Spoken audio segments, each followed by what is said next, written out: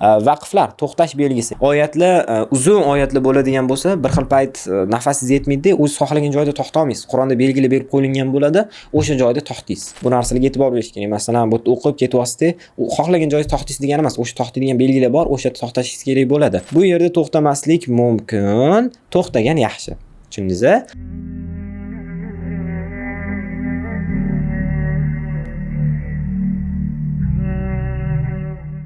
Hop, assalomu alaykum va rahmatulloh. Innal hamdalillah nahmaduhu va nasta'inuhu va nastaghfiruhu na'udzu billahi min shururi anfusina va min sayyiati a'malina. Man yahdihillahu fala mudilla lahu va man yudlil fala hadiya lahu. Vaqflar, to'xtash belgisi. Ya'ni masalan, Qur'onda shunaqa joy bor. Mana bu yerda Qur'on oyatlari ketyapti-da, tepasida mana bu yerda mimcha chizib qo'yishgan. Ko'rdingiz, o'zi bu yerda bunaqa yoki nima bunaqa bo'lishi mumkin ekan.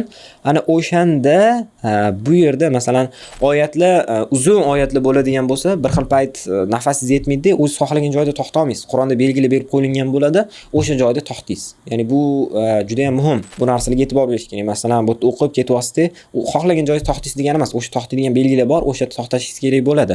Masalan, shunaqa tepada mim belgisi kelsa, mana bu yoqdagi, bu yerda bu yerda to'xtash shart. Masalan, innama yastajibul llazina yasma'un.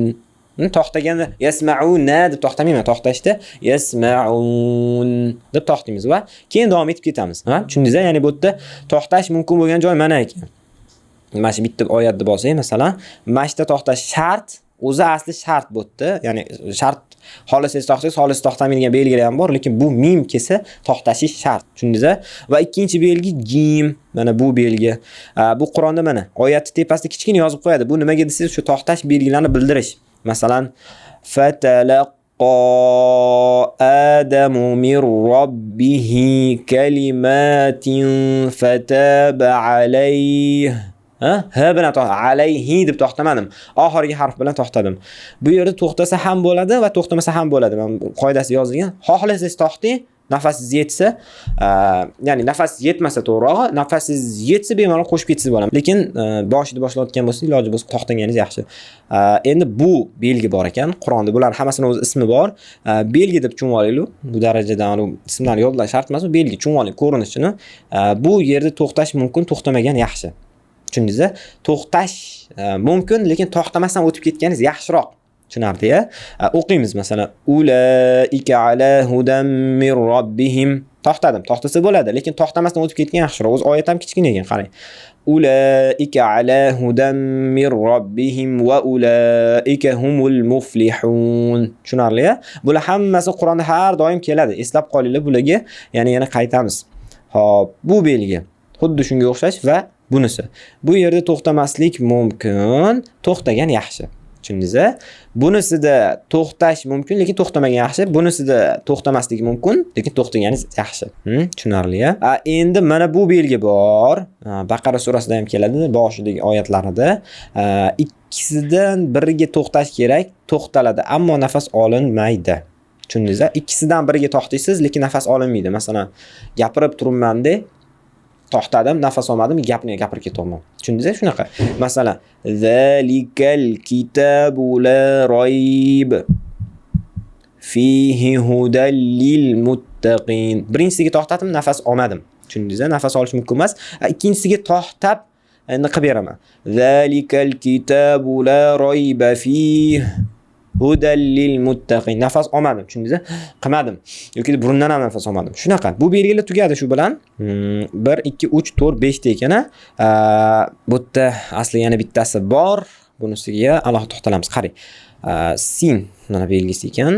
Belgisi bir to'xtab o'tiladi, to'xtaladi, ammo nafas olinmaydi. Bir to'xtab o'tiladi, lekin nafas olmaydi. Xuddi ana boyga Baqarada kelgandagi 3 ta nuqtaliga o'xshash, lekin nafas olinmas ekan. Masalan, bu oxirida ekan alhamdulillahillazi anzala ala abdihil kitab va lam yaj'al lahu iwaja. Bu yerda o'zi aslida oyatda bir-biriga qo'shmoqchi bo'lsangiz, bu yerda to'xtab nafas olmay qo'shib ketasiz. Bu narsani tushundingiz deb o'ylayman. Ikkinchisidan menimcha yaxshiroq bilib olasiz. Yanada awna anni maliya qo'shmoqchi bo'lsak, albatta bu yerda to'xtab nafas olmasdan qo'shib ketamiz. Masalan, qo'shmoqchi bo'lsak, oyat o'zi tugadi. Qo'shmoqchi bo'lsak, o'sha Nafas olmay ani o'qib ketamiz. Bundan oldingi o'tganimizdagi. Masalan, mana bu oyatda eshitgansizlar. Va qila man roq. To'xtadim, nafas olmadim, qo'shib ketyapman. Tushundingizmi? Bitta oyat anaqada. Shu narsalarga ko'rib qo'yasiz. Masalan, mana bu yerda ham kalla bal ron.